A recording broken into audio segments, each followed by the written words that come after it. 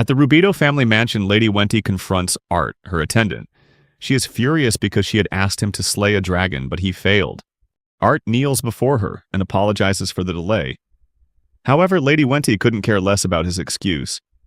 She had wanted to eat dragon meat, but now she's no longer interested. Her father, Chief Lates, appears and asks what's going on. Lady Wenti says that Art failed his task again. Chief Lates becomes enraged and scolds Art, saying he had trusted him to take care of his daughter, but now he has let him down. Feeling despondent, Art begins to doubt himself, thinking he's useless and that his life has no meaning for failing to meet his master's expectations. Meanwhile, Chief Lates tries to console his daughter by promising to find a dragon for her. Art's vision begins to blur, and just as he is about to promise to take care of everything, he is suddenly overcome by exhaustion and collapses. When Art was a boy, the Rubedo family took him in as a servant. At first, he and Wenti, the young lady of the house, got along very well, but over time things began to change. Lady Wenti grew more short-tempered and demanding of Art. She made him do all the housework and even fight dangerous beasts.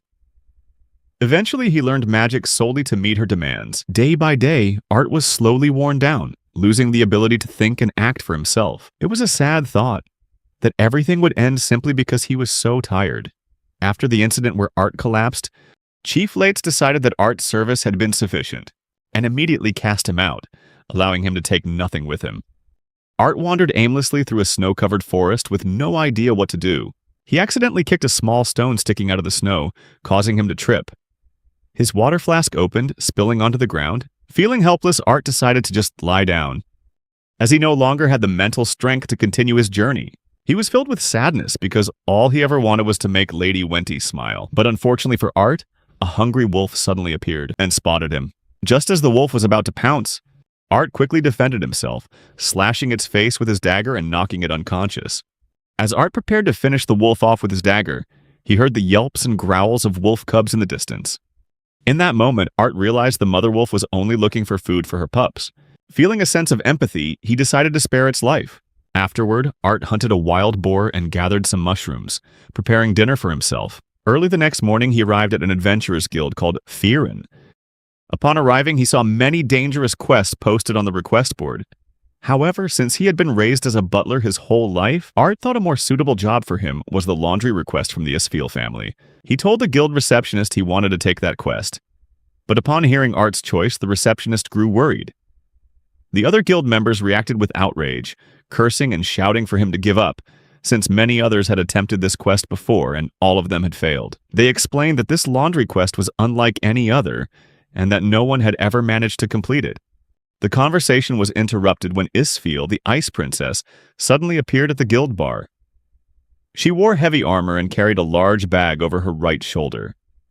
Her sudden appearance took everyone by surprise. As she entered, the guild members were in awe of her majestic presence, finally confirming the rumors that she was both a noble and an adventurer. Isfiel placed the bag she was carrying on the reception desk and announced she was there to turn in some items. The very wild boars she had hunted. The receptionist expressed her gratitude for the difficult work and thanked her for bringing in the items. Then, the receptionist announced that someone had arrived to take the job for the Isfiel family. She glanced around but didn't immediately notice Art. It was only when the receptionist pointed him out that she finally saw him. She introduced herself as Isfiel Urk, the eldest daughter of the Isfiel family. Art introduced himself as well and promised to serve her diligently, doing his utmost to be of assistance. Just then, Art noticed the silence and the strange atmosphere around them. He realized he had just used the familiar phrasing of a butler. After staring at him for a moment, Isfiel said that washing out monster bloodstains is no easy task, and it could take a full day to clean just one set of clothes. She asked if he was still willing to try, and Art agreed. Curious, she asked him how long it would take to finish. He confidently replied that it would only take about an hour. Princess Isfiel was surprised and somewhat annoyed by his confidence. She sighed but decided to give him a chance. Isfiel led Art to the vast Isfiel family mansion. At the gate, she announced she was going to change, and then instructed him to follow the family's head butler, Tet, to the back garden. Along the way, Tet and Art introduced themselves to each other. Tet explained that the Isfiel family was a noble clan with the title of Marquis. Interestingly, Lady Urk had become an adventurer to prove her worth, following family tradition. While Urk was bathing, Tet led Art to where all her dirty clothes were kept. There were so many they filled a large bathtub. Tet explained that monster blood would ruin the clothes after 3 days, and that it usually took 3 people a full day to clean just one set. However, Art reassured Tet that it wouldn't be a problem. Suddenly, Urk emerged from the bathroom, wearing a beautiful dress and looking more feminine than before. She announced her presence. Her appearance made Art stare at her in astonishment. Urk asked if he was staring, because he thought she still had blood on her face. Art awkwardly denied it, which made Urk laugh and call him a strange one. She wished him luck with the laundry. Art started immediately pouring large buckets of water into the tub and soaking all the clothes together. Tet praised Art's technique and the maids offered to help, but Art assured them he could handle it himself. Then Art began to use a special kind of magic for the laundry. Urk was surprised and said she had never seen this type of magic before. Art explained it was magic he had created himself to handle all his daily chores. He called it his unique household magic. The clothes began to wash themselves and quickly became clean, ready to be dried. Tet and the maids were astonished. The clothes now looked brand new and sparkling white, with no trace of monster blood. They couldn't believe that something once covered in monster blood could become so clean, beautiful, and even have such a pleasant scent. Tet asked Art how he was able to complete the task so easily. Art responded by asking if they were familiar with slimes. He explained that slimes can absorb and digest anything they touch, and based on that principle, he created a digestion spell. Instead of using digestive fluids, he replaced them with cleaning agents to effectively clean. Tet was speechless while the maids praised Art for cleverly using a monster's attribute for laundry. Urk also acknowledged Art's talent and apologized for doubting him. She expressed her amazement at how easily he handled a task that had always been a burden for her. Art politely suggested that she could come to him for advice in the future, as he had many useful ideas. Art was surprised by her courtesy, as he had only ever experienced harsh commands his entire life. He knelt and promised to obey her commands obediently. Urk noticed Art slipping back into his butler-like behavior. But Urk comforted him, saying she didn't fully understand the life he'd led. But she wanted to make it clear that what she was about to say was not a command, but a request. Hearing that, Art was fascinated by the word request. He remembered all the times Wenty had given him orders, forcing him to obey without a choice. But with a request, he realized he had the power to decide for himself. Feeling pleased, Art smiled and told Urk that if it was a request, he would gladly fulfill it.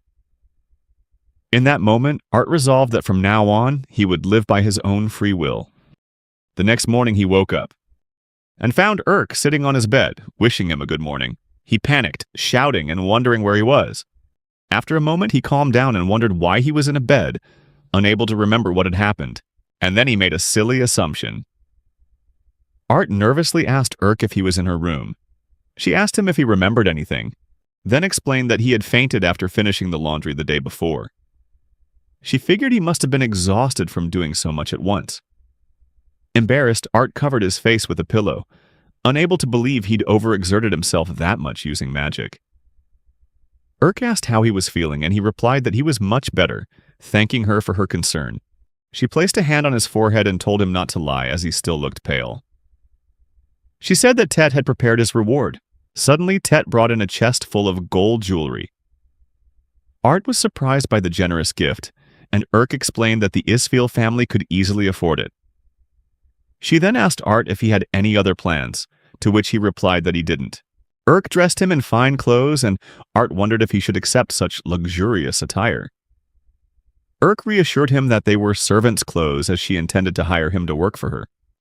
Art complimented her, saying she looked very beautiful, and thanked her, expressing his desire to serve her happily. She patted his head and told him to be less formal, since they were the same age. Art smiled and agreed. She suggested they go have dinner. On the way, Tet told Art the reason why Urk was called the Ice Princess. It was because many nobles looked down on commoners, and Urk couldn't stand being around people like that. She empathized with commoners and saw things from their perspective, making her a truly kind person. Art remarked that Urk had a wonderful heart. At the dining table, Art met Ramon Isfeel, Urk's father and the master of the mansion. Art introduced himself and tried to apologize for fainting the day before, but Ramon reassured him that he already knew, and there was no need to worry. Urk noticed the dark circles under her father's eyes and suggested he see a doctor, but he refused, saying he just doesn't sleep well in the mansion's beds. Urk insisted that this had been going on for a while, but Ramon cut her off, saying that if his condition worsened, it was the will of the heavens. He admitted that he missed the royal family's beds because they were extremely comfortable, like sleeping on a cloud. Urk unexpectedly offered to make a similar bed, surprising both Ramon and Art. Art told Ramon that the materials for the bed would be slightly different from the royal beds, but crafting one was entirely possible. Tet and Urk whispered to each other, and Art asked if he had said something wrong. Tet then explained that only master craftsmen with decades of experience could make royal beds, and it took at least a year to complete one. Art confessed that his former master once asked him to make such a bed, but he thought it was impractical. Ramon offered to pay him 10,000 goldstones for a bed, shocking Art at the large sum they were willing to pay. Lord Ramon added that if Art could make the bed, it would be a remarkable feat thanks to his talent, and he would be rewarded handsomely. Urk added that this was a request, and she earnestly begged Art to help her father. This moved Art, as it had been a long time since anyone had depended on him. He agreed to help and said he would go get blackbird feathers. Urk warned that it could be dangerous, and she offered to go with him. In the Dorado forest, Art and Urk set a trap to catch at least one blackbird. They hid in a tree and waited. Urk reminded Art that blackbirds are powerful and hard to catch. She wondered if they were similar to the royal birds. Remembering that blackbird feathers were excellent for making armor for adventurers, Art assured her that he could handle the situation just fine. Urk pointed out that the blackbird is a B-rank monster, of medium size and very difficult to defeat. She offered to help Art hunt it. As Art wondered why the blackbird hadn't appeared yet, they suddenly heard a loud roar from above. They both looked up and saw the blackbird diving rapidly towards them. Art told Urk to get down from the tree, assuring her that he would handle it. However, Urk charged towards the monster with her giant sword, trying to strike it, but the bird dodged her attack. In response, it flapped its wings and pushed her back. The monster opened its mouth, and a sizzling sound began to emanate from within. Art realized the bird was preparing to spit an acid attack, and warned Urk not to let it touch her. Without hesitation, Art threw his dagger, hitting the bird in the neck. He then used a spell called Paralyze, causing the bird to be instantly immobilized. After Art quickly drew his sword and unleashed a powerful slash, the blackbird was defeated instantly. Urk was amazed by Art's incredible swordsmanship. After the battle, she called out to him and he checked if she was okay. But Urk quickly ran over and asked about the sword technique he had used, saying she couldn't even see the blade touch the bird. Art replied that it was no big deal. He had just used a special type of magic called paralysis spell. Urk told Art that very few people could do that, which surprised Art as he had always thought the skill was common. The paralysis spell is an enchantment that activates when the user's item embeds in an enemy's body, then emits a strong electric current to paralyze the opponent, rendering them unable to move. Urk began to butcher the bird roughly, with blood splattering everywhere. Art saw this and asked if that was the reason she was often covered in blood. Urk told him not to tell anyone about this. When they returned home, Urk took a bath to clean up, then met Art in the garden. The bird feathers were placed in a round tub, and Urk expressed doubt about whether these hard, black, and dirty feathers could actually be used to make a bed. Art reassured her, telling her to trust him. Then he began to use his magic. Before long, the blackbird feathers turned a perfect white.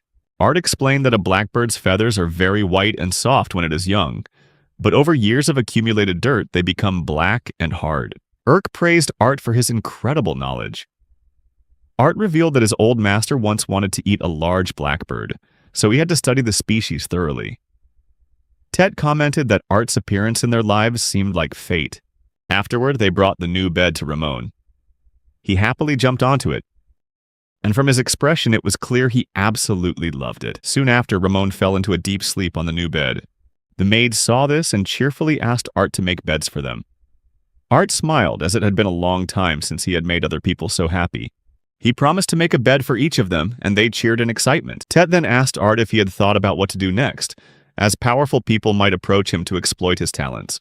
But Art replied that all he wants is to see everyone's happy faces. Urk declared that she would protect Art's smile, making him blush. Art decided to head back to his bedroom, but Urk grabbed his hand and invited him out to the balcony. That evening on the balcony, Art and Urk gazed at the beautiful, brightly shining moon together. Art shared with Urk that her father had been sleeping much better lately, and she praised him for this positive change. They both felt a little awkward being together, but Urk broke the ice by asking Art about his past. Art suddenly realized he had never told her about it.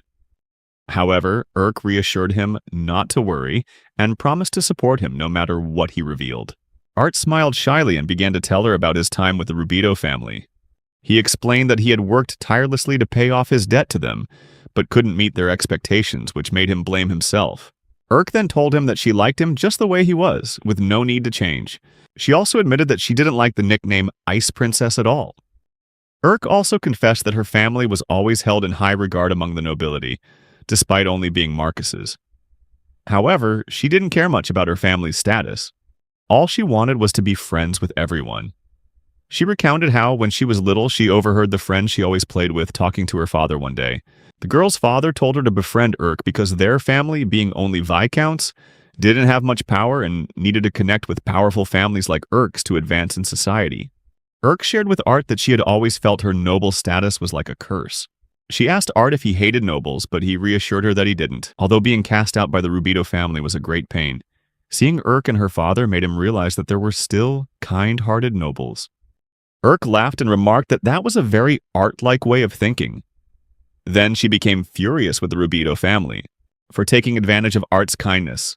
Urk declared that she would never forget the name Roberto Wenti. The next day, Urk told Art she was heading to the Adventurers Guild. Art offered to go with her, but she advised him to rest since he had been working too hard. After saying their goodbyes, she left. Staying behind at the mansion, Art overheard the maids complaining about pests damaging the vegetables. He offered to help them find a solution using his laundry and blessing magic. He combined the scent of Ramon, which immediately drove all the pests away. The maids were overjoyed and thanked Art for his help. Suddenly, a handsome young man appeared, expressing his admiration for someone who could use blessing magic. The maids were surprised to see the handsome young man and called him Lord Frey. They were captivated by his charming looks. The head maid requested that he announce his visits in advance so they could prepare a proper meal. The other maids whispered about his beauty, but the head maid scolded them to get back to work. Lord Frey introduced himself to Art as Urk's older brother, and Art happily greeted him. Frey lightly patted Art's head, just as Urk had done a few days prior, and said he wasn't a fan of excessive formality. Frey then talked a lot about Urk and her concern for Art. Finally, Frey offered a handshake, but then immediately gripped Art's hand tightly and challenged him to a duel. Art was shocked and confused, noticing that Frey's hand was very cold. He stammered, asking why Frey wanted to fight him. But Frey questioned whether Art was truly strong, then told him to get ready. Art was completely bewildered by the sudden challenge, but Frey explained that he'd been traveling a lot, living like a nomad, and was now worried his skills had gotten rusty. So what better way to retrain than by facing Art in a match, right? And what's more, Frey declared that if he beat Art, he would earn crucial big bro points, whatever that meant. But in the spirit of good sportsmanship, Art agreed. If this match will help you get stronger, I'm ready. So it was time to duel, and the stakes were as high as Art's curiosity about those big bro points. The duel began as Frey launched the first attack, which Art swiftly dodged. Frey was impressed, confirming what he already suspected. Art was truly strong.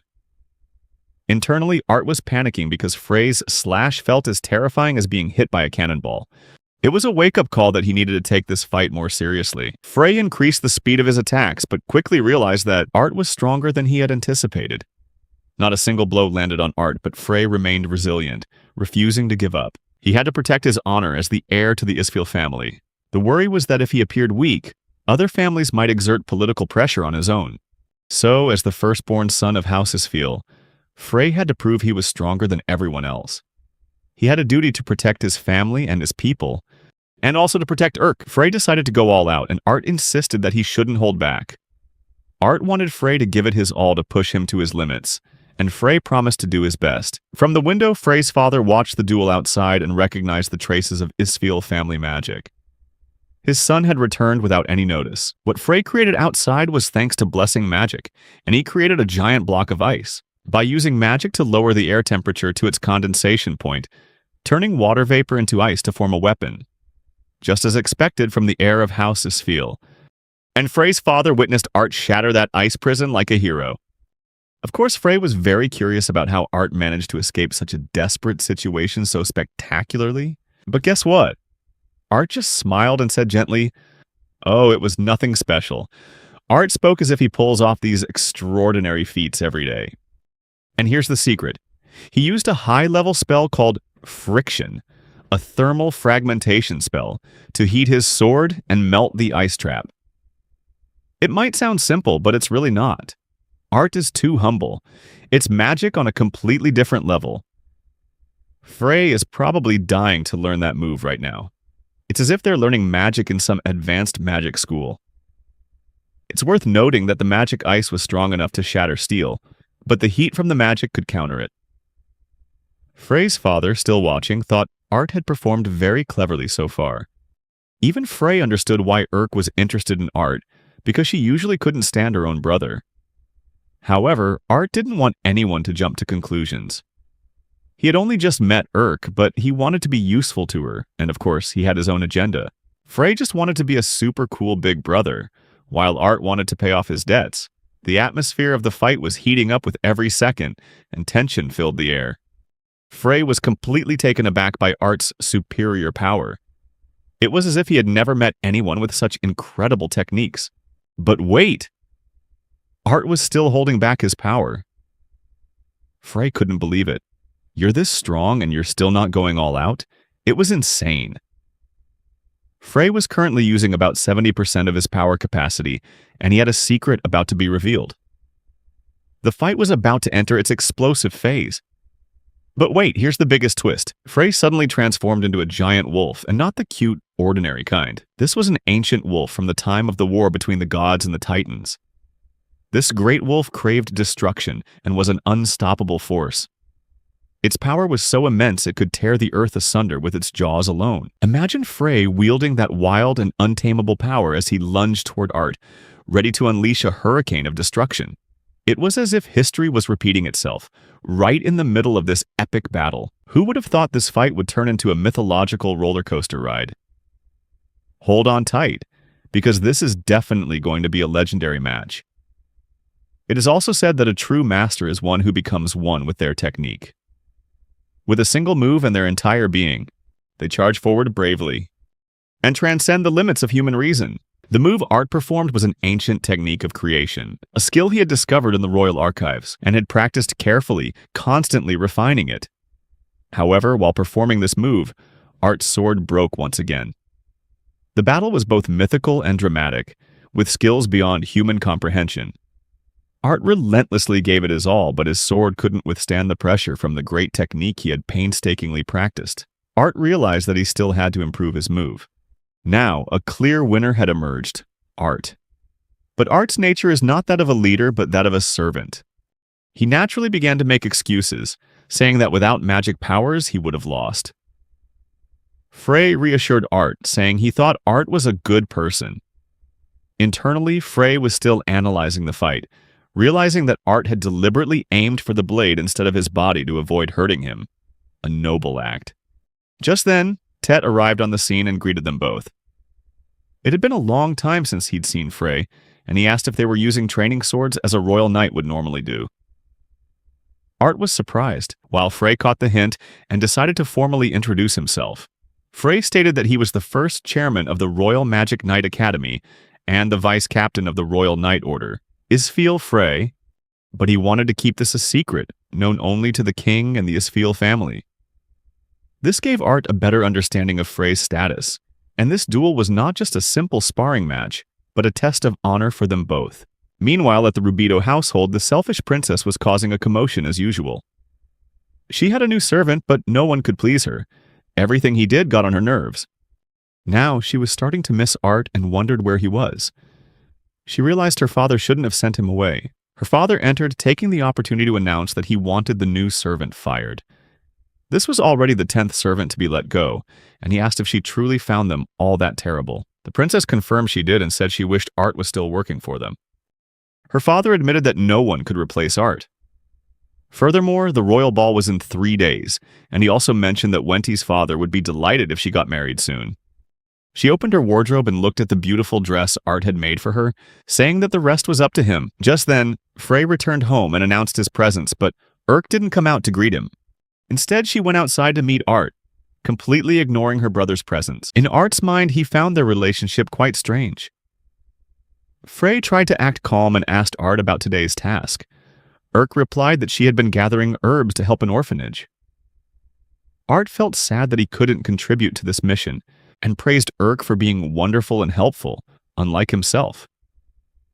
Urk immediately told him to stop talking nonsense, reminding him that he had been very helpful doing the laundry and building a bed for her father.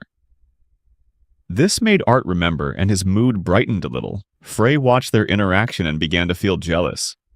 Urk gently told Art to take his time, and that together they would complete each task one by one. Frey couldn't take it anymore and challenged Art to another match. Art was surprised. Another match? Urk asked Frey if he had forced Art during the previous match, and Frey flatly denied it, saying that was not the case at all. He tried to de-escalate the situation, but Urk couldn't be calmed. She bluntly told her brother that she hated him. It was a critical blow to Frey's heart, causing him to collapse to the floor, lamenting that it was all over and that his world had crumbled. The father of Frey and Urk entered the scene and asked why there was such a commotion. It was time for a report, and Frey quickly told his father that Urk had said she hated him. Their father advised Frey to apologize for whatever might have caused that remark, but Frey didn't understand why his little sister hated him so much, and why he had to be the one to apologize. Their father, tired of this petty argument, changed the subject and asked why Frey had returned. There must have been a reason. Frey admitted he had a message to deliver concerning a special event. Art curiously asked what event, but Frey's father just said it was nothing important. However, he wanted to know how the preparations for the royal ball were going. The royal ball was a place for all the nobles to strengthen their relationships. Urk expressed that she had no interest in attending, but she wouldn't have a choice. The Duke had requested her presence. Frey said he would also be too busy to attend, and Tet added that he couldn't make it either. So, no one from the Isfil family would be attending the ball, which was troublesome. If only there were someone trustworthy who could attend on their behalf, someone with the right demeanor, and someone Urk could truly rely on. Urk said that if that person was Art, she would go. Tet thought it was a brilliant idea. Art could be Urk's bodyguard and Frey's representative, a perfect candidate. Therefore, Tet formally asked Art if he could take on this duty.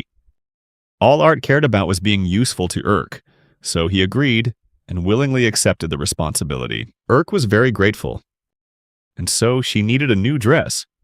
She went to get her measurements taken, and her maid remarked that she had grown taller again. Urk didn't like hearing that. Urk suddenly thought of Art. When the maid started talking about needing to increase the bust size of the dress, Urk blushed. When the maid asked if they should call Art to help, Urk refused immediately, saying there was no way that was happening. The maid tried to reassure her that they only needed to adjust the size, but Urk firmly ordered her to stop right there. In the next scene, it was time to address the event that Frey's and Urk's father had previously set aside, none other than the infamous eclipsing locust disaster. Frey felt a bit embarrassed for having brought it up at a completely inappropriate time. But hey, better late than never, right? You see, these terrifying creatures are no joke. The captain of the Royal Knights had revealed to Frey that this dreadful event would happen again this year. That's right. Cue the ominous music. Picture this. Every few years, these horrific insects swarm by the millions, like a black wave of destruction, sweeping across the land, leaving villages trembling in fear and poor nations devastated. It's like super locusts, I'm telling you. They've already attacked the PAL region, and I'm guessing they won't stop there. But at least Frey was now in the loop, thanks to a helpful knight. Frey was so well informed, it was like he was the kingdom's real spokesperson, even more up-to-date than the Royal Grand Chamberlain. Hopefully they can prepare well to face this locust plague, because it's definitely going to be a tough battle. We're all on the edge of our seats waiting to see how they'll deal with these winged invaders. The Lord of Paul was a longtime close friend of Frey's father. Frey's father asked him what he thought of Art. Frey remarked that Art was a kind and sincere kid, a genius who only comes around once every 1,000 years. Truly, Art's previous circumstances were incredibly harsh. and it was a stroke of luck that they found him. Take the bed Art made, for example. It's dangerously comfortable. This young man has helped them so much, and everyone has to admit how incredibly useful Art is. Frey's father offered to handle the locust problem himself.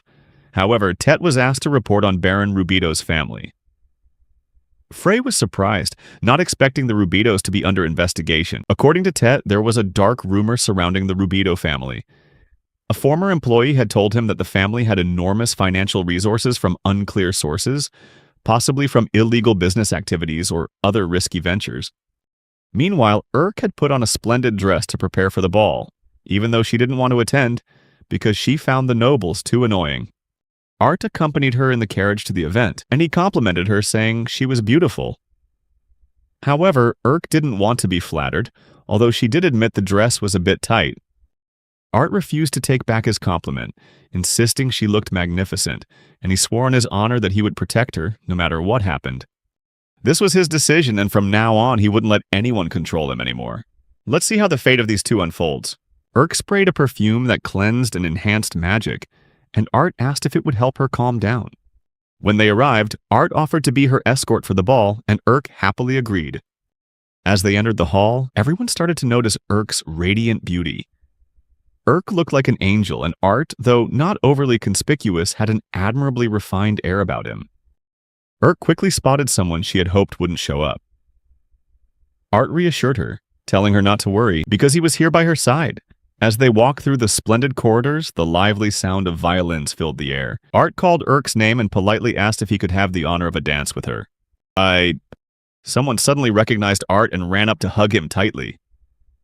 This caught Art completely by surprise, and he froze, politely asking the young lady to let him go. The girl was still incredibly excited to see Art, saying that they had finally met again. Just then, Art realized she was Princess Leah. As people started to gather to see what was happening, they wondered who this young man was and what his relationship with the princess was. Leah didn't hesitate to declare that Art was a wonderful person, the one who had saved her, Leah Drad, from a dragon's wrath. Art was her knight in shining armor, and she couldn't contain her excitement upon seeing him again, which is why she had hugged him. Urk politely reminded Leah that she was still there, though it seemed she had been momentarily forgotten. Leah immediately acknowledged Urk and admitted that her excitement had made her overlook Urk's presence. Urk asked why Art had never told her about his encounter with Leah, and as Art began to apologize, Leah cut in, saying the most important thing was for them to find a quieter place to talk. While the party was underway, our attention shifts to Lady Wenty, who had just made a grand entrance with her father. But something was clearly off, as the place was noisier than usual. The commotion stemmed from the fact that Princess Leah herself had made a majestic appearance, completely stealing the spotlight. Lady Wenty, filled with pride, couldn't help but ask her father what he thought of the beautiful dress Art had made for her. To Wenty, it wasn't just a dress. It was a masterpiece that demanded attention. She was beaming with delight, but then, like a plot twist in a movie, Lady Wenty suddenly asked about her future fiancé. Her father said it was Freeman de Gaulle, which left Lady Wenty in disbelief. She exclaimed, "Wait, are you serious, father? This must be some kind of crazy joke." She couldn't imagine being paired with someone she considered an ugly pig. Her father tried to smooth things over and apologized on her behalf. He explained that Lady Wenty was just joking about the food, not the fiancé. Oops, how awkward. Still, her father didn't give up easily and told her to go meet Freeman in the kitchen. But after just one glance, Lady Wenty fled as fast as lightning, leaving her father to call after her, regretting his matchmaking choice. Meanwhile, Urk, Art, and Princess Leah had found a quieter place to talk. Urk asked how Leah and Art knew each other. Art began to explain that he had some business in the royal capital once, but Leah chimed in, saying Art looked so cool when he defeated the dragon. Urk felt a little disappointed, as she had hoped Art was only especially nice to her, but it turned out he was just kind to everyone. Leah asked if the gift she sent Art had been useful. This made Urk curious, and Leah revealed that she had sent Art a large number of gold bars from the royal treasury. Leah asked if Art had received the gift, but Art apologized, saying he didn't remember receiving anything like that. Leah said it was all right. She could arrange to send another one later. Then, Leah asked why Urk and Art had come to the party together, trying to hide the jealousy in her question. It turns out Princess Leah has a huge crush on Art, but he's completely oblivious. Indeed, love can make a person blind. And so Leah proposed a new plan. She said to Art, "Hey Art, why don't you visit my place after the party? I'd be delighted to have you." But Urk, having had enough of the nonsense, decided to draw the line and firmly said, "Absolutely not." Urk declared, "Art is my loyal butler. His duty is to serve me, and that's the end of it." And just like that, the two girls began to argue fiercely. But Princess Leah wouldn't give up so easily. She tried to argue that Art would be happier with her. However, Urk refused to back down. Hold on, that's for Art to decide where he belongs. As the two ladies' argument unfolded, poor Lady Wendy was going through the worst nightmare of her life. She felt like screaming, "No, it can't be." She completely refused to be tied to a man she found utterly unattractive. She even exclaimed, "I'd rather die than be stuck with him." Ouch, that was definitely a painful blow to him. But here's the twist of the century. Lady Wenty, deep down, secretly knew that everything would be better if Art were there. That's right, a moment of unexpected humor. Meanwhile, Urk and Princess Leah continued to fight over Art, each pulling on one of his arms, claiming ownership of the poor guy. In the midst of that tug of war, Lady Wenty suddenly spotted them. Oh dear, how will Art resolve this difficult situation? Just then, Lady Wenty recalled memories of when Art served her as a child. When those around her called her nasty names, Art was always there to comfort her. Even though she had angrily ordered him to react harshly to those people, Art chose to convince her that she wasn't what they called her. He told her she was a good person. However, Lady Wenty had been spoiled by the influence of those around her and her father's indulgence, right up until this moment, when he stopped her from making a scene about her arranged marriage. She couldn't accept it and realized just how good Art had been to her. Wenty suddenly approached them, demanding that Art return to be her butler. Wenty, in a sarcastic tone, asked if Art had quit his job as her butler and ordered him to come home with her, as if nothing had ever changed. Art began to lose his composure and reverted to his old habits, where he couldn't defy her commands. Art's past conditioning left him feeling powerless against those orders. However, Urk quickly stood up for Art, insisting that he had the right to decide for himself and couldn't be forced to go back if he didn't want to. Urk tried to talk to Art, noticing that he was flustered, unable to speak or react naturally. Wenty quickly reverted to her rude nature and asked who Urk was. But upon realizing Urk was the Ice Princess, Wenty immediately apologized for her rudeness. Even so, she was still determined to drag Art back to serve her. Urk firmly objected. She couldn't let Art return to a life of oppression and injustice at the hands of the Rubido house. Wenty admitted that Art needed to decide for himself. But Urk was worried because she saw Art was unable to express his own opinion, clearly torn between preserving his relationship with the Isfeel house and the fear of angering Wenty. Meanwhile, Princess Leah, observing the situation, understood Art's problem perfectly. She explained Art's psychology to Urk. This was like a Hayoko chick, a baby bird that recognizes the first person it sees as its mother. Art had been raised in servitude to the Rubedo house, and his mind was still controlled by Wenty's absolute commands even after he had been fired. Urk was worried because she knew that if Art went back to Wenty, he would be abused again and have no voice for himself. Princess Leah also began to question why Art had never received the gift of gold she had sent after he rescued her. When Leah asked Wenty about this, Wenty pretended to know nothing. She even blamed her father. Afterwards, Wenty secretly ordered Art to lie about having received the gift, and Art, afraid of displeasing Wenty, did as he was told. Despite lying to keep the peace, Art felt crushed by the pressure from Wenty. A triumphant smile appeared on Wenty's face. As they were about to leave, Urk once again reminded Art that he had the right to decide his own life and shouldn't let himself be controlled. She reminded him of the good things he had done for the Isfeel family, like curing her father's insomnia by building him a royal bed. Art faced a difficult decision: return to a life of servitude under Wenty, or stand up for himself and continue on the path of freedom he had found with the Isfeel family. She reminded him that he had promised to always be by her side, but right now she wanted to be by his. She asked Art to face her honestly without lying. Those words struck a chord with Art, causing the instincts that made him want to return to Wenty's service to fade away. Art realized that if he left with Wenty, he would be hurting Urk and the Isfeel family who had been so good to him. This changed Art's decision, as he didn't want to see Urk in pain. As Art thought about everything that was happening, Urk continued to tell him that it was okay not to be able to do everything on his own, and that she wanted to help him. Urk's words made Art realize that his entire life had revolved around following orders, with no freedom to make his own decisions. Before meeting Urk, Art only knew how to do what he was told and never had a will of his own. But Urk and the Isfeel family had taught him that he had the right to choose. And they never ordered him around, only asked for his help. At that moment, Art realized he had hurt Urk and the Isfeel family, and it made him feel disappointed in himself. He didn't want to be a terrible butler anymore. When Urk begged Art not to lie to her, he realized that going with Wenty would be a lie. He couldn't let that happen. Art decided to free himself from Wenty's control and, for the first time, exercise his own free will. He apologized to Princess Leia for lying to follow Wenty's orders, and confessed he knew nothing about the gift the princess had sent him, as he'd never been told about or seen it.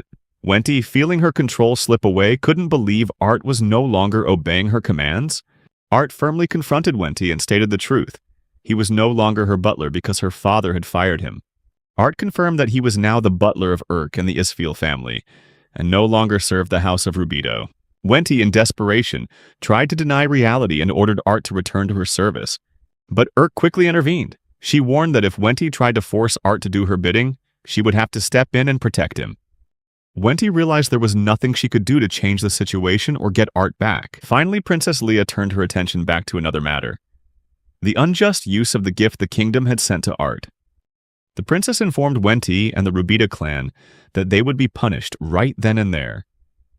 Everything happened so fast that Wenty hadn't even processed the fact she'd lost Art, but now she and her family were about to be punished by the kingdom.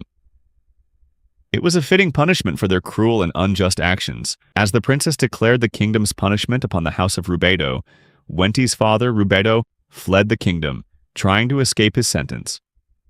With him was the family he intended to marry Wenty off to. The kingdom immediately issued an order to find and capture them, as they couldn't have gotten far. Wenty, left with no other choice, followed her father's path and left the Grand Hall. But her eyes were filled with hatred, and she told Art to remember this moment. As she walked out of the hall, a part of the dress Art had made for her ripped. This incident turned her every step into a walk of shame. As the procession continued, Art and Urk were overjoyed to be reunited. Urk welcomed him back and vowed to always protect and help him. They stayed like that for a while, even forgetting the princess's presence. The princess had to joke that she did most of the work, and deserved some credit and affection too. The two women continued to argue over who deserved Art, but things were different now. Art declared that he was Urk's butler, so there wasn't much room for debate. Still, the princess didn't give up, while Urk called her actions a nuisance to Art. The argument, which should have ended quickly, dragged on until someone else entered. Urk's joy was interrupted when a messenger, who had been searching for the princess and Art, appeared. He seemed relieved to see them, as he had an important message to deliver. He whispered to Urk that a disaster was approaching. Art felt a sense of dread about what was happening, and asked if Urk was all right. The messenger announced that a massive swarm of black batters was heading toward the kingdom. These creatures struck fear into all the residents, because they brought with them hunger, famine, and drought. Black batters were a species that destroyed crops and resources, even the precious materials the people cultivated. They spread terror across the city, and upon hearing that this disaster was approaching the kingdom, a sense of fear and gravity quickly washed over the princess and Lady Urk. The atmosphere, which had been filled with joy after Art was freed from his suffering, now turned heavy. What made the impending disaster even more terrifying was that the kingdom and its people had no certain way to stop it, and the devastating consequences it would bring. They could only try to manage what happened during the Black Batter's rampage. Ultimately, they would have to gather and formulate a plan by coming up with ideas to stop the swarm. This was the reason for the presence of the princess and the monster hunter, the Ice Lady, Lady Urk. Hopefully, as usual, Art would come up with a brilliant idea to save the kingdom, as his greatest motivation was seeing people happy. To deal with the coming disaster, the guild had to get involved. Urk introduced Art to the guildmaster, Mr. Peters, because she believed he would come up with a good solution, as always. Art didn't want to disappoint Urk, so he was determined to think of something useful. Mr. Peters began the meeting, and after the pleasantries were exchanged, he quickly got straight to the main point. They needed to defend against the black batters. Looking back at past events, this species had been introduced from an agricultural nation. These creatures ravaged relentlessly, destroying nations and lands, causing death, famine, and endless hunger. It was ironic that their own insatiable hunger caused the famine. Although these creatures were not new, some of their characteristics were already known. 20 years ago, their first wave of attack appeared, and their numbers were immense. They have tough shells, making them very difficult to exterminate and stop. Their relentless hunger helps sustain their species and allows them to grow in frightening numbers. Art was somewhat familiar with this creature because he had read about them in the royal capital's books. He knew that a swarm of black batters could contain anywhere from 100 million to 1 billion individuals. This was precisely why this wave was so terrifying to Mr. Peters. Mr. Peters announced that this time was different and that this could be the most devastating attack ever, as the numbers had increased far more than usual. This time, the wave consisted of about 500 billion black batters. When you multiply that number by the destructive capability of each one, everyone shivered with fear. The entire room was stunned because many cities had already been destroyed, and it wouldn't be long before the swarm arrived. Cities like Onyx had become targets. Pearl and Garnet had been ravaged to the point where they held no significant value anymore. A member at the meeting asked if they had appeared yet. They referred to a special species, the pure queen batters. Dangerous creatures, different from the regular black batters. These white pure queens possessed terrifying destructive power, enough to annihilate an entire nation. They were classified as an S-rank threat due to the level of danger and devastation they cause. The Guildmaster confirmed that the pure queen batters have appeared and been sighted. The fact that these dangerous S-rank batters, along with countless black batters, were heading for the royal capital sowed fear and anxiety in the hearts of everyone present at the meeting. It's safe to say that the upcoming attack will cause the greatest devastation since the nation's founding. With time running short, Guildmaster Peters convened a meeting to brainstorm ideas to stop or slow down the swarm of black batters before they reached the city. He realized that if the insect swarm continued on its path, the royal capital of Drad would be attacked. They would arrive within a week, and that was all the time they had to prepare. Lady Urk, with her experience as an adventurer, knew that 1 week was not enough to gather a group of adventurers large enough from the guild to face that number of batters without being overwhelmed, especially now that the pure queen batters had appeared. They faced a difficult situation with no idea what to do. In the midst of this, Art presented his plan, leaving everyone in eager anticipation. He proposed a solution that would buy them enough time to assemble a sufficiently powerful army. Since Art wasn't just any ordinary child, Guildmaster Peters had underestimated him, saying that this meeting was no place for a child to speak. Urk and her father, who knew of Art's extraordinary abilities and brilliant mind, spoke up in his defense, asking Mr. Peters to at least listen to what Art had to say, based on his outstanding past achievements. Art brought up the idea of lemonade, the kind he had once bought for a sore throat. He proposed turning the lemonade into an insect repellent by using insect-repelling magic. With this solution, they could hold off the swarm of black batters for about 2 days, enough time for the guild and the king to mobilize their forces. In a serious meeting like this, the idea was initially treated as a joke, and that was exactly how Mr. Peters reacted. However, Urk and her father once again spoke up to defend Art, praising him and expressing their confidence that he would successfully carry out this idea. Seeing the absolute trust Urk and Sir Ramon had in Art and his ideas made Guildmaster Peters pay attention to Art. With few options left, they agreed to Art's idea, as it was the only viable plan so far. Mr. Peters decided to give this genius a chance, then cautiously asked Art if he was sure he could pull it off. This doubt was understandable, as he had never seen Art perform magic or any other great feat before. Urk would not accept this attitude toward her butler, once again standing up to defend him. Mr. Peters apologized to Urk, explaining that he didn't know any other way to ask for Art's help. Urk's father decided he would send a message to the king, requesting the mobilization of the army to deal with the impending disaster. He left the rest to Art, trusting that he would execute the plan and save the kingdom. The princess, who was observing, noticed that the Isfiel family treated Art like one of their own, a truly beautiful sight. As for Art, with great determination, He was ready to protect the Isfeel family at all costs. After everything was decided, Guildmaster Peters dismissed the meeting and announced that they would all regroup at the guild in 2 days. That afternoon, Urk reflected on how Art always stood up for everyone, and how he had put all his strength and abilities into protecting her.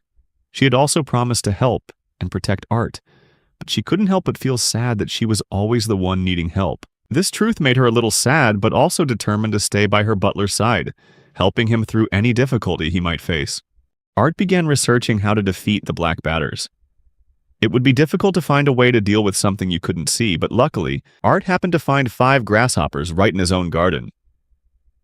The Ice Princess arrived very early to check on Art's progress. The room looked like it had been put to good use, with many research books scattered everywhere, not to mention the grasshoppers being used as test subjects. She wondered if Art had really stayed up all night researching. Art confirmed that he had, as the situation was too urgent. Urk was worried and begged Art not to overwork himself, offering to help him with anything he needed. Although Art acknowledged Urk's offer, he had decided not to make the Ice Princess worry any further. He simply thanked her and continued his relentless research. After re-examining the test subjects, Art realized that the insects were strongly attracted to wheat that had been poisoned with charm magic. This was a noteworthy point, but he still couldn't think of the perfect solution. As Art was pondering the results of his experiment, there was a knock at the door. This was rather strange, as Urk and Art weren't expecting anyone at this time. When Art opened the door, he saw Princess Leah standing there with a smile on her face. Art was surprised while Urk just sighed, knowing exactly why Princess Leah had come. The confrontation between Princess Leah and the Ice Princess was bound to be an interesting encounter. Princess Leah entered without waiting for Art to invite her in. As expected, she playfully greeted Urk, who was in no mood to respond. But Leah still announced to Art that they were here to help him. Who's they? Then, Leah signaled for her guards to bring in a series of heavy gifts for Art. She asked him to accept them this time, since the previous gifts had failed to reach him. According to the royal princess, although the gifts this time were fewer than before, they were still worth up to 5 million, including gold and ancient books. Clearly, Princess Leah knew how to spoil someone. But it didn't stop there. She also brought the necessary ingredients for Art's research. Urk clearly thought Leah was overdoing it, and the Ice Princess didn't hesitate to show her feelings to Princess Leah. Princess Leah asserted that this gift package, if anything, was still not enough. Then she asked for Art's response to her proposal. Art and Urk were both taken aback, as they knew nothing about any proposal from the royal princess. Leah feigned disappointment, saying that Art had deceived her, but Art insisted that he had absolutely no idea what she was talking about. And then Princess Leah dropped a bombshell, revealing that Art had never answered her marriage proposal. What? Art was stunned and Urk was furious. When did Princess Leah ever propose to Art? The princess explained that ever since the day Art saved her, she had felt the red string of fate pulling the two of them together, as if it were destined. This was quite the flattering declaration, and Art really didn't know what to say. Luckily, Urk immediately intervened, stopping Princess Leah in her tracks. Urk confronted Leah, asserting that Art was now a part of her family, and the royal princess shouldn't try to force him. However, Princess Leah calmly replied that Art wasn't Urk's property, so she couldn't decide for him. The atmosphere began to grow tense for reasons other than the Black Batters. Art quickly pleaded for them both to stop arguing. Princess Leah asked if Art disliked her, and the butler could only stammer, unsure of what to say in this situation. Princess Leah offered Art another gift to persuade him to side with her. She really did always use gifts.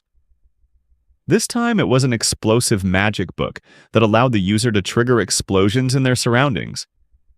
However, Art refused the gift, but Leah didn't give up, offering to help Art with whatever he needed. Seeing this, Art thought of something Princess Leah could help with. He pointed to the insects and asked both Leah and Urk to observe them while he went out. It wasn't what Leah had expected, but she still agreed to help with the attitude that she could do anything if she put her mind to it. Urk sighed again as usual.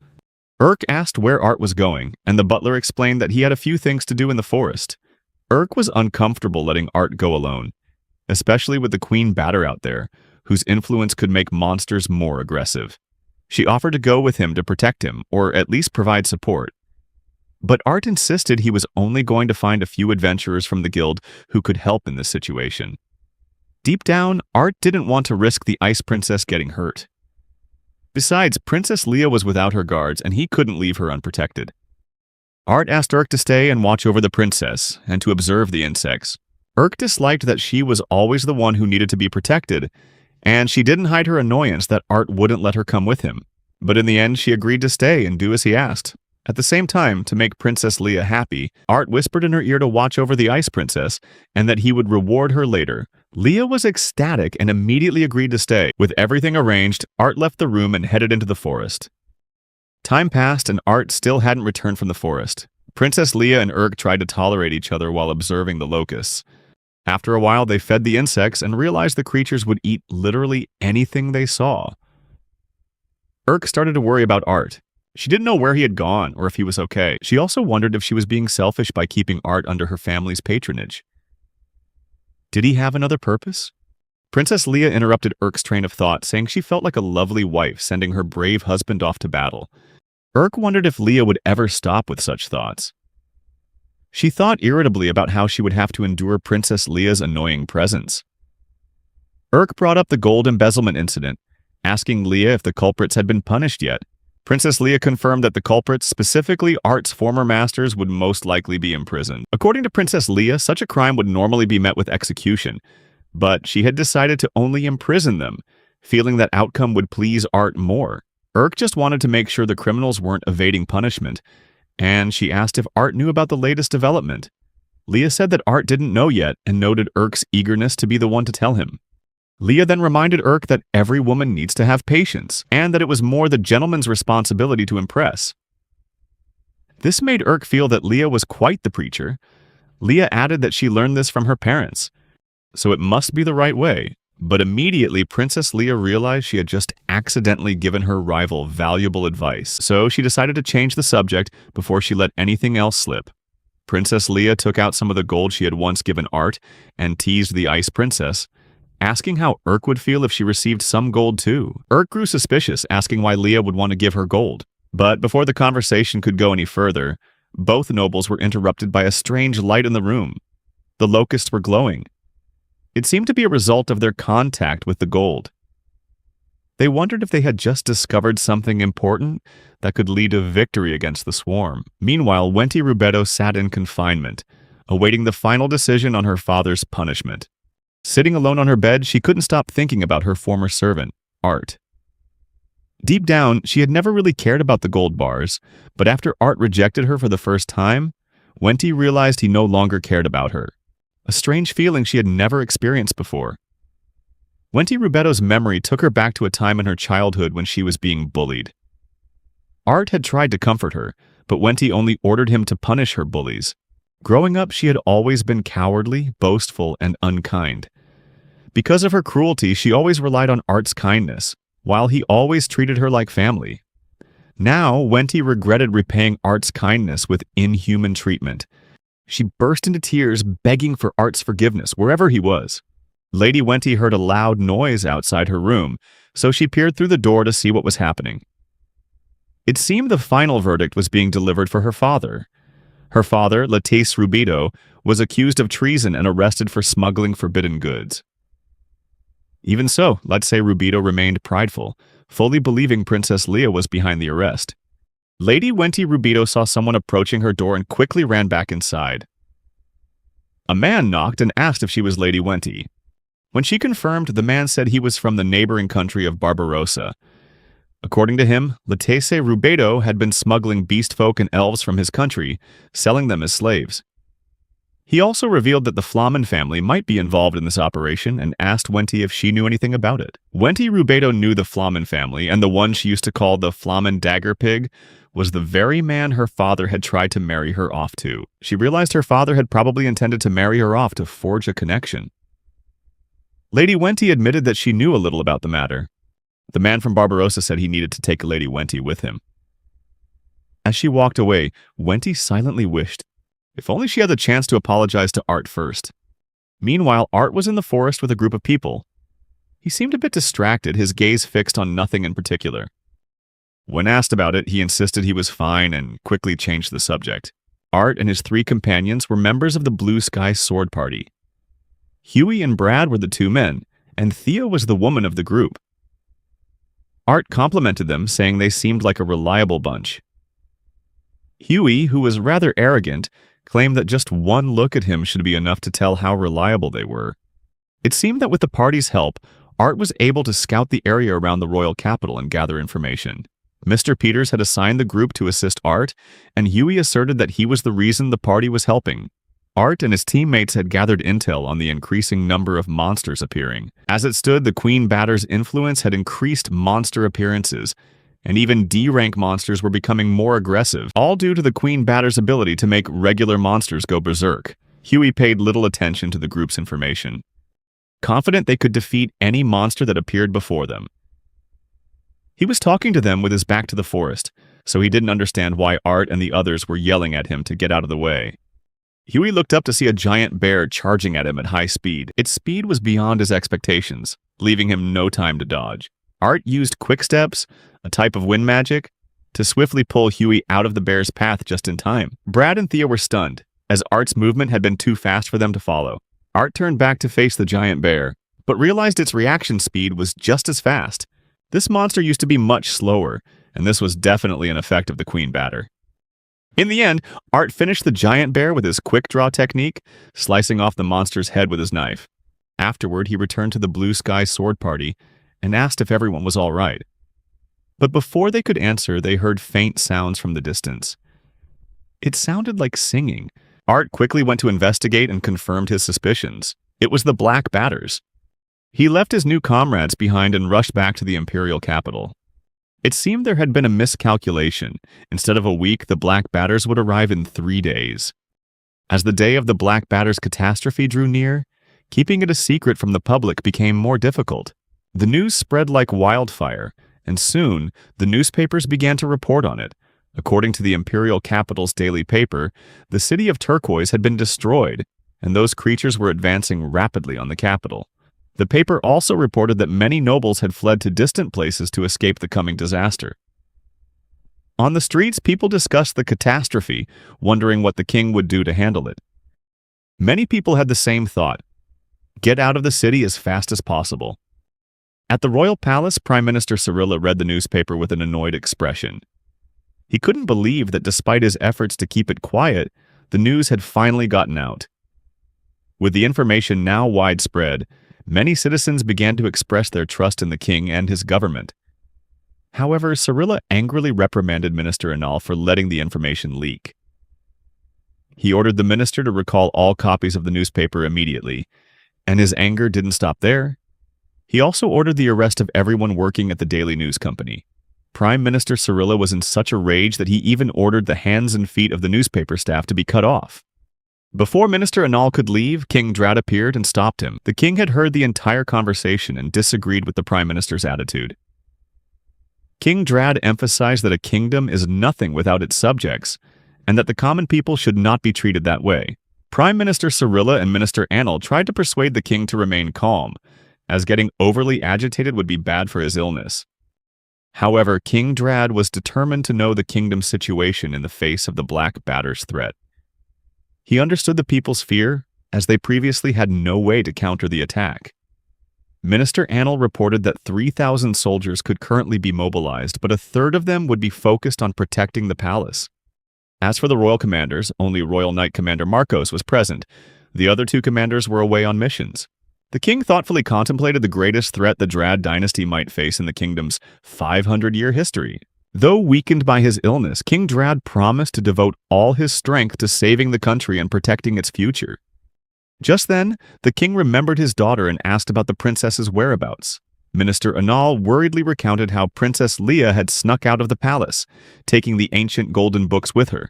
King Drad wasn't surprised, as he was well aware of his daughter's stubborn nature. Meanwhile, Art had returned to the city and reunited with Urk and Princess Leia. They were observing a significant discovery from a distance. The first locust was glowing brilliantly. Princess Leia confessed that she had given the bug a bit of gold, and when it began to glow, they decided to give it more. Both Leia and Urk apologized to Art, worried that they might have unknowingly interrupted his research. But instead of being angry, Art was thrilled with the finding. He called it an incredible discovery and possibly the greatest breakthrough in human history. The Ice Princess, Urk, felt her heart melt, knowing that she had helped Art with something important. Something she had always wanted, to be helpful to him. Urk was also overjoyed to see Art had returned safely, and she decided to show her concern. She recalled what Princess Leia had said while Art was away, that gentlemen are often attracted to women who know how to be caring and supportive. Urk, wanting to show the motherly instinct Princess Leia had mentioned, unexpectedly pulled Art's arm and surprised him by slapping him. Art was completely stunned, having no idea what was happening. When he asked why, Urk simply replied that it was because she was so happy after helping him. Meanwhile, Princess Leia sat quietly, crying softly to herself. She said she was just thinking about how she was finally able to help Art. She cleverly drew Art closer by gently brushing her hair, which left Urk frozen, unable to comprehend what had just happened. Had Princess Leia just given her terrible advice and then done the complete opposite? Their conversation was interrupted by a knock on the door. Tet entered, but this time it wasn't for a friendly visit.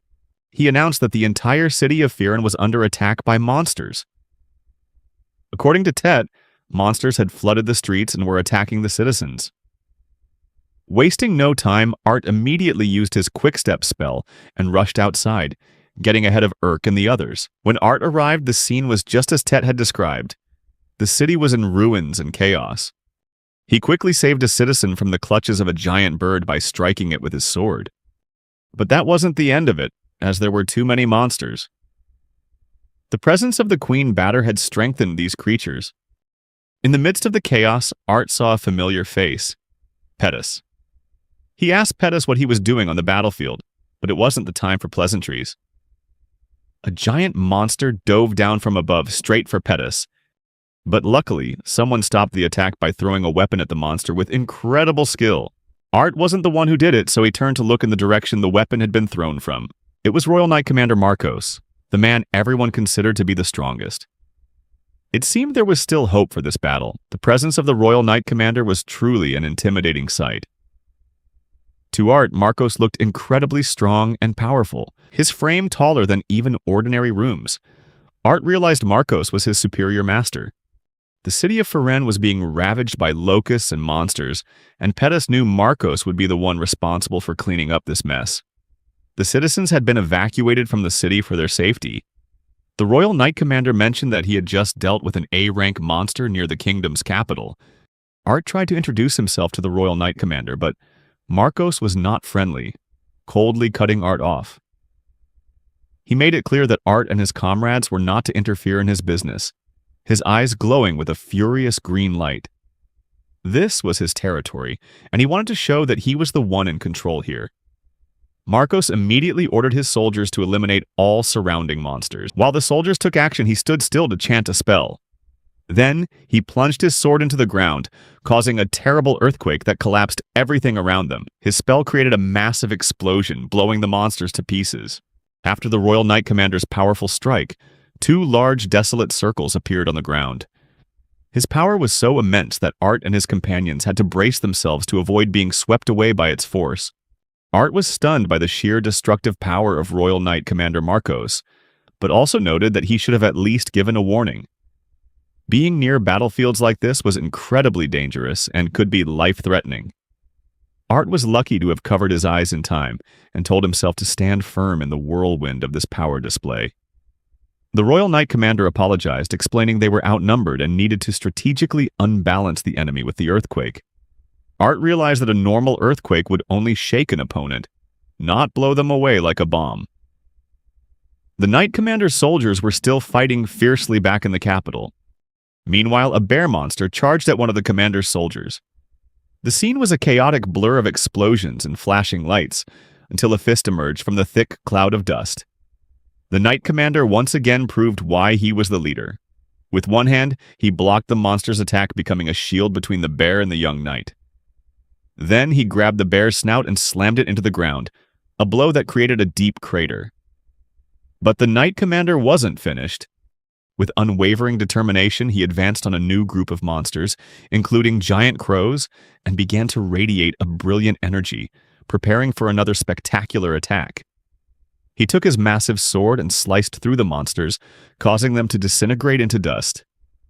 Even so, the bear wasn't done yet. It charged forward with a new attack. The Knight Commander stood ready, facing the monster amidst explosions and flashes of light, continuing the fight. Art watched from a distance, in awe, unable to take his eyes off the display of power. To Art, out of everyone he had ever met, and the Knight Commander's strength was said to be unparalleled. Pettis also remarked that he knew the Knight Commander to be a ruthless and decisive warrior. In every battle, he wouldn't stop until not a single enemy remained.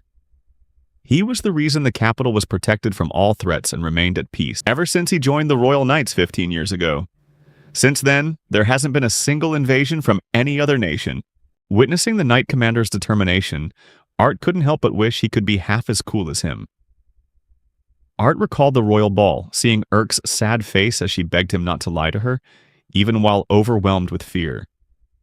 He thought that if he were just half as cool as the Knight Commander, Urk would never have to cry like that. Back in the present, the monsters continued their relentless assault, but the Knight Commander stood firm against them. He ordered everyone to fall back so he could handle the situation. Just then, some of the commander's soldiers noticed he was bleeding, but the commander just waved them off, saying he was fine. Art remembered Urk's words of encouragement, and they gave him a surge of motivation. He wanted to be a protector, not someone useless. Art then performed a combination spell, Wash plus Enchant, creating the effects Oxidize, Elasticity, and Lightweight, which formed a chain of bubble prisons called Misty Jail to trap the monsters. The surrounding soldiers were astonished to see Art use magic so skillfully. They reasoned that his ability to cast spells repeatedly without tiring proved he was an expert in the field. Once the bubble prisons were complete, Art snapped his fingers and said, "Time to let them pop!" The monster-trapping bubbles vanished on Art's command, but using so much magic left him exhausted. Art collapsed, clutching his knees in pain. One of the soldiers rushed to his side, advising him not to overdo it, as a single spell would have been enough. In a situation like this, pushing himself too hard could lead to a mental collapse. The Royal Knight Commander finally introduced himself by his first name, Marcos. He acknowledged Art's magical skills, calling them impressive. This astonished his soldiers, as the commander rarely remembered anyone's name, let alone praise them. The soldiers grew curious about who Art really was, and Pettis simply replied that Art was a genius. Commander Marcos went a step further by bowing to Art, expressing his profound gratitude. Art, flustered, humbly replied that it was nothing, but clearly it was a big deal to Commander Marcos, who deeply appreciated his help.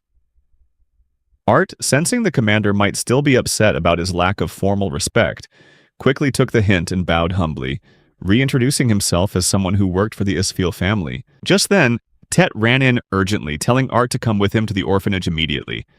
The situation involved Princess Urk. The scene shifts to Urk, who is cornered by wild beasts. She is fully armed and ready for battle. As the monsters charged, Urk didn't hesitate to swing her powerful sword, fighting to keep them from getting past her. She told herself she had to do whatever it took to ensure the safety of the nuns and children at the orphanage. The monsters could not get to them.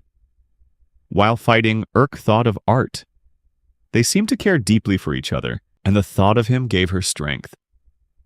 She pushed herself to fight harder, thinking about how Art was also risking his life in the city. She couldn't hold back. She had to do her part to support him from afar. Urk was determined to defeat the wolves and protect the orphanage.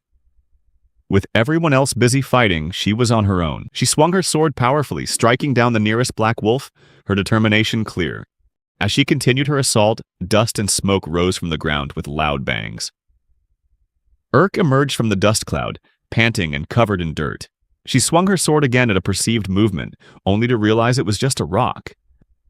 It seemed the rock was thrown to distract her, as two other black wolves suddenly appeared from both sides, ready to pounce. Urk was cornered, with no time left to react, as the wolves' fangs closed in. She squeezed her eyes shut, bracing for the inevitable pain. Blood splattered, and it seemed the worst had happened. But when Urk opened her eyes, she saw the wolves lying in a heap on the ground, their bodies electrocuted. Someone had saved her at the last second, and from the lingering smoke, a shoe emerged. As the smoke cleared, Urk saw Art. He let out a sigh of relief, expressing how glad he was that she was safe. Urk stood frozen, speechless, realizing she had been saved by Art yet again.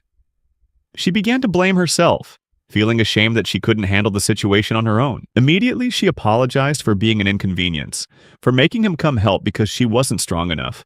Art quickly waved it off, saying none of that was necessary. He pointed out that she was injured and needed first aid right away.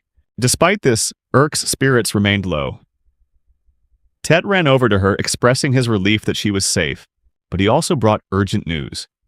There was an emergency at the guild. Art and Urk rushed over to see what was happening. They ran through the streets until they reached the building. At the scene, Art and Urk saw a badly wounded knight who tried to get past Art, politely asking him to clear the entrance. The knight was bandaged with blood seeping through the cloth. Art overheard the injured knight apologizing to the vice captain, who replied that he shouldn't be talking in his condition. Art thought for a moment, then offered the injured knight a bottle he had with him. The knight asked what was in it, and Art replied it was a homemade potion, hoping it might help. The knight then asked who Art was, and Art simply said he was just an ordinary butler who wanted to help. He then politely excused himself and left with Urk. As they moved on to more pressing matters, the guild hall was packed with people. Pettis cleared his throat and announced his presence, grabbing everyone's attention. He praised them for the good work they'd done and asked the crowd to listen to Art, who was standing beside him. Art thanked him for the opportunity to speak and introduced himself. He began by explaining that he had conducted his own investigation, which led him to realize the invasion speed of the Black Batters was faster than anticipated. According to his calculations, the city of Firen would be overrun in just 3 days. This news sent the crowd into a panic, as 3 days wasn't enough time to sort out their affairs or prepare for the disaster. And without a plan, they were like sitting ducks waiting for the catastrophe to strike. No one could control the chaotic crowd. Not even the king had enough soldiers to maintain order. Suddenly, Pettis slammed his hand against the wall behind Art, silencing the entire hall instantly. Furious, he reminded everyone that the current situation was dire, and it would be in their best interest to listen and not complain. Even Art was surprised by Pettis's action, but he managed to continue. Art explained that the Black Batters were approaching rapidly, and he had devised a way his magic could help. He planned to use enchanted lemon water, which would act as an insecticide to keep the insects at bay, at least at the front lines. However, the crowd remained skeptical about the plan's effectiveness, arguing it wouldn't completely solve the problem. Art went on to share that he had a supplementary plan. He placed a black batter on display for everyone to see, along with a type of magic ore. In an experiment, he discovered that when the black batters ate the mineral, their shells were affected. This was why the magic ore was so crucial. The black batters lack the proper organs to digest mana, and therefore they cannot tolerate magic-infused ore. Art said he was just following Pettis's advice. They could prevent a war from even starting, while also eliminating a large portion of the locusts by using the magic ore. For a moment, the crowd was silent, and Art felt discouraged, wondering if they would agree with his idea. Gradually, the crowd became receptive and began to praise Art for coming up with such a plan. They called him a genius, even hailing it as the greatest achievement in their kingdom's history. Humbly, Art explained that the plan was thanks to Urk and Princess Leah. They were the reason it was possible. Urk blushed at the unexpected compliment. Pettis concluded the speech, stressing that the decisive battle would take place in 3 days, and that everyone should prepare. He then told Urk that Art had always been her pillar of support, just by being by her side. He promised that no matter what happened in the battle, he would protect her. Trumpets sounded, and people gathered on both sides of the road as the Royal Knight Commander and his army appeared in horse-drawn carriages. One of the Royal Knights handed a flower to a sad-looking woman, perhaps to comfort her. Then, the commander led his army out of the city gates, ready for their mission. Urk and Art stood at the old Gestal combat fortress. Urk said that the time has come, and Art agreed that the great battle would begin tomorrow. Urk used this moment to apologize to Art, saying she never intended to pull him into the middle of this war. Art just laughed it off, telling her it was okay and that he only wanted to be helpful. Suddenly, the orphans and the nuns appeared, surprising Urk since they weren't supposed to be there. She had told them to take shelter in a safe place. However, they said they had come to give her a gift. When they presented it, Urk was confused at first, not knowing what it was. The children explained that it was a good luck charm and that they had all pitched in to make it. The nuns explained that the kids wanted to do something for Urk as a symbol of their gratitude. They told her she could keep it no matter what happened in the battle. Moved, Urk hugged the orphans and vowed that she would return after the battle. When she came back, she promised they would all play and have fun together. Art stood at a distance, smiling as he watched her with the children. In the end, they had to leave as the War Council meeting was about to begin. Urk urged the children to head back to the estate now that they were done. As the children left, Art remarked on how lovely they were. Urk said it was a miracle that the children still had something to be happy about during these difficult times. To Art's surprise, Urk explained that these children had lost their families in a disaster, and life had become even crueler for them as they were abused, kidnapped, and terrorized by monsters. She had taken on the responsibility of representing them and ensuring their financial security. Art reassured Urk that the children would always remember and be grateful for her kindness. Urk, in an emotional moment, praised Art in return, saying that he too was a savior she would always remember and be grateful for. The War Council meeting began. Commander Marcos, Pettis, Urk, and Art faced the council. A chart appeared, showing 500 billion black locusts advancing from the forest towards them, with the Locust Queen at the center. The Gestal Fortress would be the last line of defense. The teams were divided into groups. Urk would head the reconnaissance team, Commander Marcos and Pettis would lead the diversion team, while Art would command the ambush squad. The rearguard protection team would defend the fortress. The plan would start with magical lemon water as the first strike, followed by a combination of flowers and magical ore to poison the locusts. As night fell, Art and Urk sat around a fire, keeping warm. Art noticed that everyone seemed to be in high spirits, and Urk explained that it was thanks to Pettis, because this could very well be their last day. Art remarked that Captain Fry seemed to be in a hurry, and Urk said he was likely heading west with the cavalry. Even Urk's father and Tet wouldn't back down from this fight. This made Art feel more at ease, knowing they had high-rank adventurers on their side. The Locust Queen had been targeted with the strongest poison, and Art called it an S-rank threat, incomparable to anything they had ever faced. He stood up and held out his hand to Urk, saying there was a place he wanted to show her. They walked into a crystal firefly breeding ground. These fireflies were drawn to crystals, and when they consumed the crystals, the stones would stick to their shells. As they strolled, Art noted that the crystal fireflies glowed like stars in the sky, and he asked Urk if she agreed it was a magnificent sight. Then he mentioned that Urk was on the rear guard, which meant they would be fighting in different locations, not side by side. Urk urged Art to speak his mind, and he admitted that he planned to confront the Locust Queen alone, determined to eliminate this threat. Urk asked if Art would really follow through with that plan, despite the consequences, and Art affirmed he would because she was the very reason he had to ensure the mission's success. As Art was about to leave, Urk grabbed his shirt, making him stop and turn back to her. She started to say something, but couldn't find the right words. Art asked Urk if she remembered the day they walked on the balcony together. That was a day he could never forget, because it had made him so happy, especially when she said he was fine just the way he was. He expressed that she was the only one who truly accepted him for who he was, and his greatest wish was to always be by her side through the good days and the bad. This was the first time Art had ever felt a sense of purpose, the first time he'd truly felt he had to protect someone. To him, a butler's duty is to serve his master even if it costs him his life. As Urk began to cry, Art promised that he would come back, that he would return to her side when the time was right. As he left, Urk reflected on her feelings for Art, which were like a burning fire she had always kept locked inside her heart. As for Art, he too thought about his feelings. All he wanted was to bring Urk happiness, and he hoped that he could be the one to bring it to her, even if it was as her butler.